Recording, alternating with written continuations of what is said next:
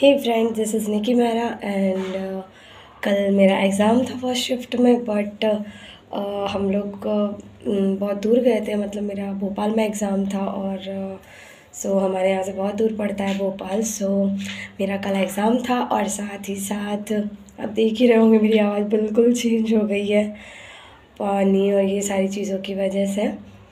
मैं कल वीडियो नहीं बना पाई, लेकिन मैं आप लोगों को बहुत सारी इन्फॉर्मेशन देना चाहूँगी मेरे एग्ज़ाम ओरिएंटेटेड, जो शायद आप लोगों के काम आ जाए और शायद आपके एग्ज़ाम में फंस जाए।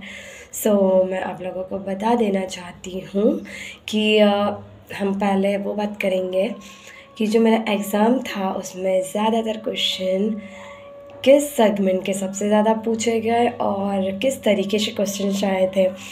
मैं आप लोगों को बता देती हूँ। सबसे पहले मैं जीके जीएस से स्टार्ट करूँगी। उसमें जो MS Excel, Word, PowerPoint और कुछ वेब ब्राउज़र से क्वेश्चन आए हुए थे। नॉर्मली जैसे हम लोग वेब ब्राउज़र पर जाते हैं और वेब ब्राउज़र हम लोग यूज़ करते हैं, जिसमें हम सर्च इंजन का भी यूज़ करते हैं, जिसके थ्रू आप लोग जानते ही होंगे कि वेब ब्राउज़र और सर्च इंजन में दोनों में क्या डिफरेंस है। कुछ इस तरीके का क्वेश्चन आया हुआ था मेरे एग्ज़ाम में।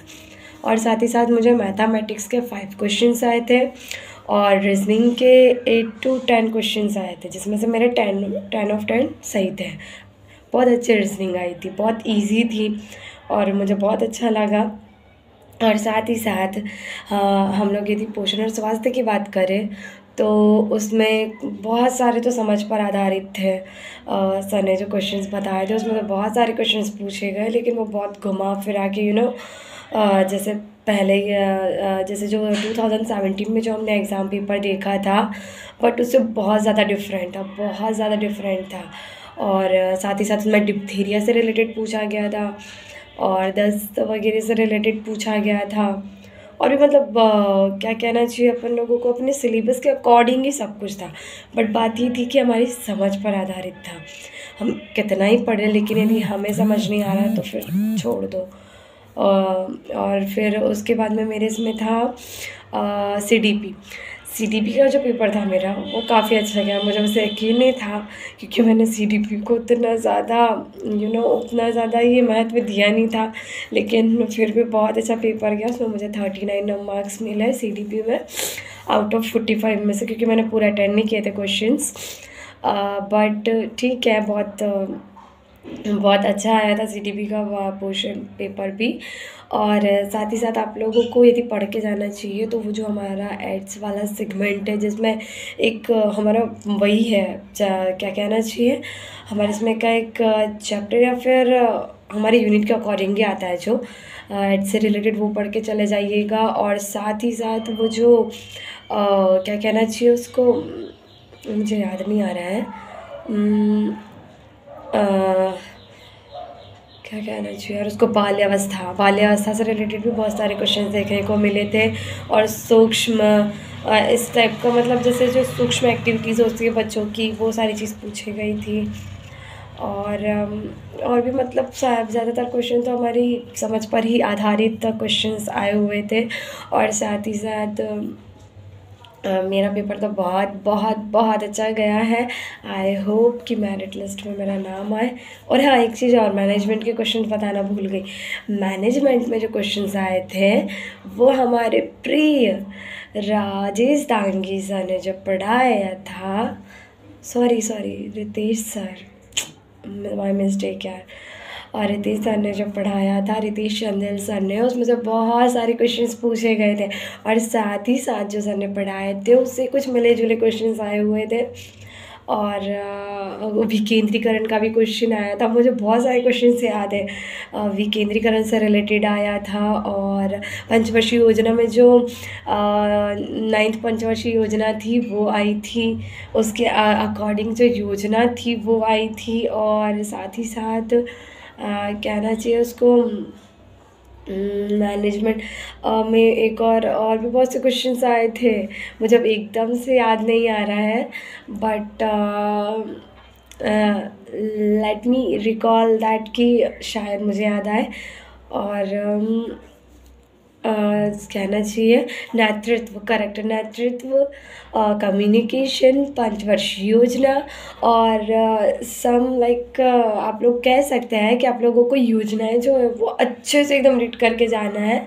और जो नेतृत्व है, नेतृत्व का जो सेगमेंट था उसमें गुण और बहुत सारी चीज़ें थी और संगठन के भी कुछ क्वेश्चंस आए हुए थे। संगठन से भी आप बहुत पढ़ के जा सकते हो, बाकी उतना उसको महत्व नहीं देना है, बट कम्युनिकेशन, लीडरशिप और आप लोगों को जो प्लानिंग है ना, 5 ईयर प्लानिंग, सी ये इनको तो बहुत अच्छे से प्रिपेयर करके जाना है। और रही बात पोषण की, तो मैंने तो आप लोगों को बता ही दिया कि आप लोगों को पोषण में क्या पढ़ के जाना है।